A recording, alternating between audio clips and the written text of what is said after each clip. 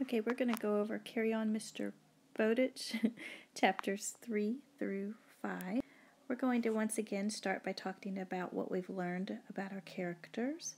So Nat is our protagonist, and we've learned that he's a quick learner, especially with math, and he really values education and enjoys school. We also learned through some descriptions and stuff that he's small. He's not a big guy. Not probably not very good at being a Cooper.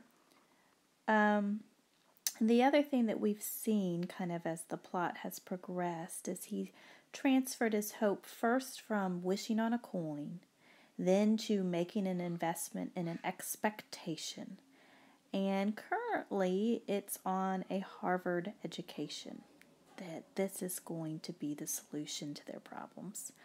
I really liked the way the author did a play on words, with the expectation being the name of that type of investment. And then when the man that he had purchased it from died, and thus his expectation was worthless, he was saying goodbye to lots of expectations and goodbye to lots of things, because that wasn't just one little investment. That represented his hope at that point. Nat is just good at living out the themes that the author describes as important. He doesn't blubber, he doesn't have a coat and he just brushes it off. And even when he was devastatingly disappointed when he's not going to get his Harvard education and instead was becoming an indentured servant, he thought of his sisters and put on a good face, didn't want to worry them. So a lot of good characteristics in Nat. His father is a foil character, and we've gone over that. That means that he is kind of under the same circumstances or a similar set of problems as the protagonist, and it's to show a little bit of a different reaction. And through doing this, you can kind of see, what would happen if our protagonist had handled this differently. And it also defines our protagonists a little bit, shows them off. And so what we see happening with him as things continue to get harder, he's going back to drinking. It's kind of subtle, but basically that's kind of the situation there. And then eventually he decides that the solution is for Nat to become an indentured servant and to work as a storekeeper because he's so bright and that sort of thing. And it's hard to, decide how harsh to be on him for this. Is he just looking for the easy way out? Does he not understand how that Nat's education could be so much better of a long-term solution? Does he really feel like he doesn't have any other options? Does he think that this would be a good thing? And, it's an apprenticeship and kind of a good fit. But at any rate, it does temporarily provide him with one less mouth to feed. And, it's just kind of interesting how he puts it on Nat to kind of come up with a way to help through that. We talked about that the plot is kind of the way the story progresses. And we have been in this area over here. We've been in exposition. This is represented by this straight line right here.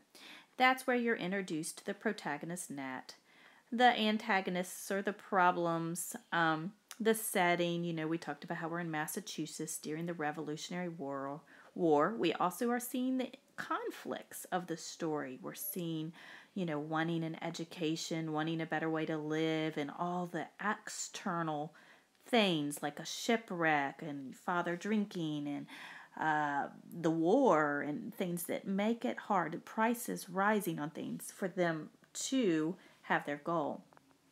The inciting moment is kind of where this rising action really starts to take off. And I think I would put the inciting moment as when Nat is coming to breakfast. He thinks he's going to be getting an education finally, and then gets the dashing news of that he is becoming a servant for 9 years. And that Harvard thing is gone. And so we have a real... Here is where things are. We're going to start seeing the rising action, problem after problem. It's not working, and then there will be the climax of the huge problem, and hopefully we'll get to some resolution here. So I think that's where we're at, is the inciting moment. Okay, so once again, themes. This author likes to use repetition to promote her themes, and you have seen a lot of repetition of here. If boys don't blubber. We also saw repeated throughout, things are going to get better now that the war's over. Now that we've kind of come to terms with how we're going to set things up. Now that, you name it, but they don't. Okay? And so that is a theme. Now remember, in our themes, we need to decide, do we agree or disagree with the author, and why? Do boys not blubber? Do things seem like they're going to get better and then they never do? So these are the things she wants us to think about, okay? Or he. I don't know. Okay, then the next one is value of education, okay? Once again, is it more valuable for Nat to go out and be apprenticed and work that way, or to slow down and be another mouth to feed and get a good education? Which is going to work out better? I wanted to mention, I have just read a book called I Am Malala, and it's a present-day book on the value of education written by an older teenage girl. She got the Nobel Peace Prize for her valuing education, and she lived in Pakistan. She's now in Britain.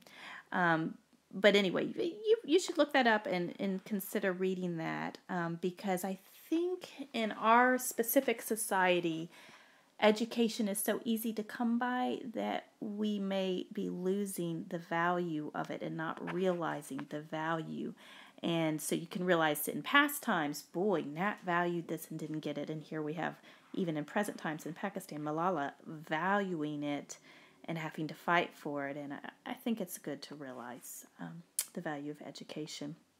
Another big theme of this book is how much of our circumstances are a result of luck versus our own actions. Okay? So are they really, not getting better now because there's just nothing we can do about it and that's the way it is? Or is it because we're not working as hard as we should, or we're not making a good plan, or we're not praying, or we're not, or we're having sinful things, So, for example, on page 34, it says, if he put more rum in barrels and less in, and this is Grandma speaking, and Grandma kind of plays the role of expressing the themes in the book here for this part of the book, saying, part of this is his fault. He's not making as many barrels. Instead, he's getting depressed and putting rum, which is an alcoholic beverage, in his stomach, which makes things worse. This is also an example of situational irony, okay? Remember, he said, Nat, I got to, basically go into town, and I think he was going to drink. So you can't go to school today. You've got to man the cooper shop. Well, if instead Father manned the cooper shop, then Nat could still be getting his education. So we need to constantly be thinking, are our circumstances just, we can't do anything about them? Or is our own actions playing a role? Or is it a combination of both? And what should we do? Okay? I wanted to talk about a theme pictured through symbolism. And actually, I would like to change that word a little bit. I think this is even a little more than symbolism. I would call this, hold on, I'm going to see if I can get this to do something for me. An allegory. I'm not good with this yet. Okay, we're just not going to write it. Okay. Whoa, I wrote down there. That's why. Okay. It's an allegory, an allegorical story. It's a story that is used to symbolize kind of things that are harder to see. And so the story of father wrecking at sea becomes an allegory for their lives during this time. Okay, so so the storm just simply symbolizes bad times. Okay, anchor to windward, trying to hold you away from wrecking on the shore, symbolizes mother at first. Okay, then we have the lee shore, that side where the shore is, and rocks and that sort of sides, symbolizes drinking, things that can break up everything. Okay, so you've got mother holding you back, and then you've got the drinking. Well, mother dies, and then we have the last anchor stated as Granny in this allegory. So we got one thing holding this family together, and it's Granny. And then Granny dies, okay? So then you've got this lee shore of drinking, and a shipwreck symbolizes a wrecked life in a family, okay? So here you've got a whole allegorical picture of what's going on in their lives by the shipwreck. And it's to express things and things. So things to talk about, okay? Talk to your parents about indentured servanthood. This has been going on for thousands of years. Basically, a person in a bad situation without any money signs themselves up for a time period of virtual slavery. I will do whatever you tell me to do, whatever hours you want me to work. Just feed me and give me a place to sleep. Okay? So talk about, why has this been so popular, and is it a good thing or a bad thing? Who does it benefit? Who doesn't? Does it not benefit? Does it benefit everybody? Is it bad for everybody? Should it ever be done? Should it never be done? And that sort of thing. I think that's a good thing to start thinking through. Okay. The other thing that I wanted to do as just a thinking activity with your family or with book club is to take that allegory of those anchors and those shores and apply them to your own life. Okay. What are the anchors in your life? Your parents, your brothers, your sisters, your grandparents, your education, your whatever. What's the last anchor? What is, the one thing that if it goes would really, really maybe wreck you? Okay? What are the lee shores in your life? The things that you have to stay away from. Okay? Maybe laziness. Maybe a certain friend that leads you in the wrong direction. Maybe a bad teenage attitude. You need to think about this. What kind of things are potential wreckers for me that I need to stay away from? And what are the anchors that I need to hold fast to? Okay? Then, what would be the consequences if you had this shipwreck? If you went to that lee shore? Would it ruin your entire life? Would it hurt somebody else? Would it mess up the short-term future? What is the big picture of this? Okay.